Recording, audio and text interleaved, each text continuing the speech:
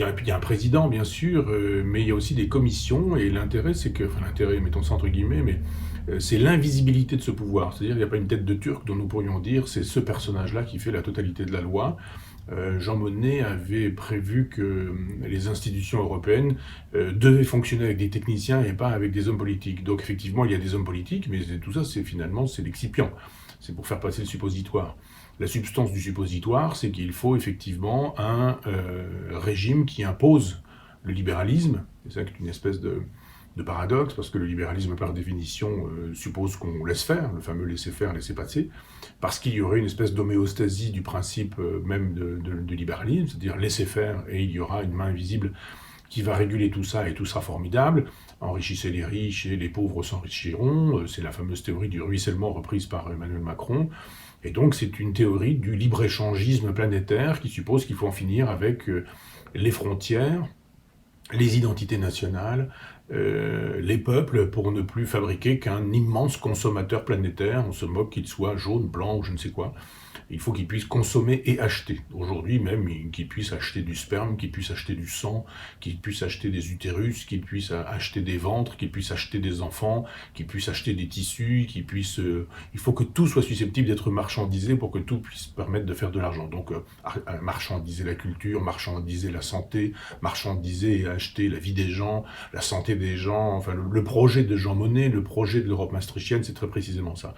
Donc il y a effectivement des techniciens qui existent et qui sont là pour imposer le projet, pour imposer ce libéralisme, le néolibéralisme, disons plus précisément, de façon à ce que effectivement l'argent puisse faire la loi, le marché puisse faire la loi et qu'il puisse commander. Alors il faut lui donner des apparences de démocratie, il y a des chambres qui permettent de décider un certain nombre de choses, mais il faudrait rentrer dans le détail juridique de cette Europe pour montrer effectivement que les véritables décisions ne sont pas prises ici, qu'elles ne sont pas démocratiques, mais qu'il y a un ensemble d'individus qui, eux, pilotent dans la plus grande des invisibilités.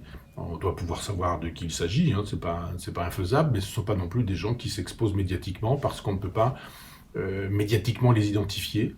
C'est tout ce que dit Orwell dans 1984, c'est-à-dire le pouvoir est invisible, il organise son invisibilité quand il met des gens en avant, des présidents, Juncker il y a peu par exemple, c'est simplement parce qu'il faut donner l'impression qu'il y a une organisation démocratique dans cette aventure. Non, pas du tout. Le principe de Jean Monnet n'est pas la démocratie, c'est l'organisation d'une technocratie qui prétendument serait apolitique, alors qu'en fait il s'agit de réaliser le programme politique du libéralisme qui est impérialiste, au sens classique du terme, exactement comme les Américains ou exactement comme l'Union soviétique, c'est-à-dire qu'il s'agit de vouloir le gouvernement planétaire. Voilà pourquoi des Jacques Attali sont partisans du gouvernement planétaire.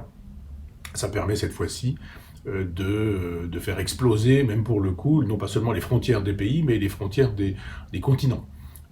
Voilà pourquoi l'écologie est formidable. Voilà pourquoi l'écologie est un formidable cheval de Troie, parce que l'écologie ignore les frontières. Donc évidemment, si on est tout de suite dans l'écologie, ça permettra de dire, mais moi je peux intervenir dans votre pays. Avec ce qui se passe actuellement, par exemple, au Brésil, les feux de Brésil, les feux de forêt en Amazonie, permettent à Macron de dire notre bien. Alors il peut dire effectivement la Guyane est en partie sur la forêt amazonienne, donc on a des droits sur la totalité de la forêt amazonienne, mais c'est cette façon de dire c'est un bien national, c'est un bien international, c'est pas un bien national. La forêt nous appartient, c'est à nous la planète, parce que finalement c'est 20% de la production d'oxygène sur la planète, donc la forêt brésilienne n'est pas brésilienne, elle est planétaire, elle est mondiale, elle est mondialisée. Et voilà pourquoi l'écologie est formidable pour abolir les frontières, parce qu'on sait très bien que quand Tchernobyl explose et qu'il y a un nuage, eh bien le nuage, il se moque absolument des frontières, parce qu'il enveloppe la totalité de la planète en fonction des courants marins, des courants aériens plutôt, et que pour le coup on peut dire que eh bien la planète est une, et qu'il faut la gouverner comme une entité et une identité au-delà des frontières. Bolsonaro, peu importe qu'il ait été élu, peu importe qu'il procède du suffrage universel, peu importe qu'il soit un président souverain dans un pays souverain avec des frontières, on va décider pour lui ce qui est bon parce que c'est bon pour la planète. Et c'est plus facile de dire que tout ça est bon pour la planète alors que c'est bon pour le capital. si vraiment Macron avait le souci de la planète, eh bien, il n'organiserait pas des G7 avec des avions monstrueux qui permettent à tout le monde d'arriver, avec les conseillers, avec les techniques, les équipes techniques. 1000 personnes accompagnent Donald Trump. Donc on voit bien que tous ces gens-là arrivent dans des avions qui sont des formidables accélérateurs de traces carbone sur la planète, et sauf à prendre les gens pour des imbéciles, mais ça marche très bien. On ne peut pas nous dire que d'un côté on a le souci de la planète, pendant que de l'autre, quand on fait des réunions comme celle-ci qui ne servent pas à grand-chose, il suffit juste de s'envoyer des courriers, on pollue la planète de manière considérable, mais on la pollue pour dire qu'il ne faut pas la polluer ou qu'il ne faut plus la polluer. Donc on voit bien que effectivement Maastricht est un rouage dans ce grand mécanisme du gouvernement planétaire qui prend en otage l'écologie, parce que l'écologie est l'occasion d'une mondialisation qui s'impose.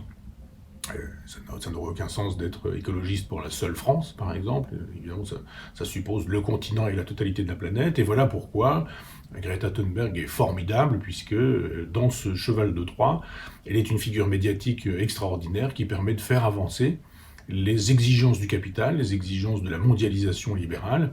Et voilà pourquoi les BHL, les Attali, les Minc et la totalité de la presse française s'en vient nous expliquer pourquoi, évidemment, il faut être très soucieux de sauver la planète, et très soucieux de s'occuper de la cause du climat. Et je vois bien qu'avec toutes ces histoires de G7, on parle de forêt, d'incendie, de reforestation, comme on dit, de déforestation, et que on ne parle pas du tout des peuples, des gens, des individus. Moi, j'ai fait un petit livre sur la Guyane, Nager avec les piranhas, chez Gallimard, dont personne n'a parlé, et qui raconte les peuples qu'on massacre actuellement en France, qu'on laisse massacrer, parce que effectivement on laisse les orpailleurs travailler. Ça ne gêne pas du tout le gouvernement français qui laisse polluer les rivières ou les fleuves qui existent là-bas. Donc l'écologie, le gouvernement français s'en moque absolument, les gens ils s'en moquent absolument. Il s'agit juste d'augmenter les bénéfices du capital et de permettre au capitalisme de devenir plus agressif encore, sous prétexte évidemment de bonnes causes et de bonnes raisons. C'est-à-dire que quand on fait un tour en trottinette électrique, quand on fait un tour en voiture électrique, eh bien, on travaille pour le capital, on travaille pour la pollution, puisque les moteurs électriques polluent considérablement et exigent l'énergie nucléaire. Donc tout ça est une vaste fumisterie. À l'évidence, les techniciens qui s'en viennent nous dire ce qu'il faut faire sous prétexte qu'ils parleraient pour la science, je vous rappelle que le GIEC n'est jamais que ça, des gens qui se prétendent des scientifiques et qui finalement travaillent pour l'extension, la planétarisation, je dirais, du capitalisme, et qui ont très bien compris que la cause écologique était formidable pour unifier une planète de façon à pouvoir mieux unifier le marché.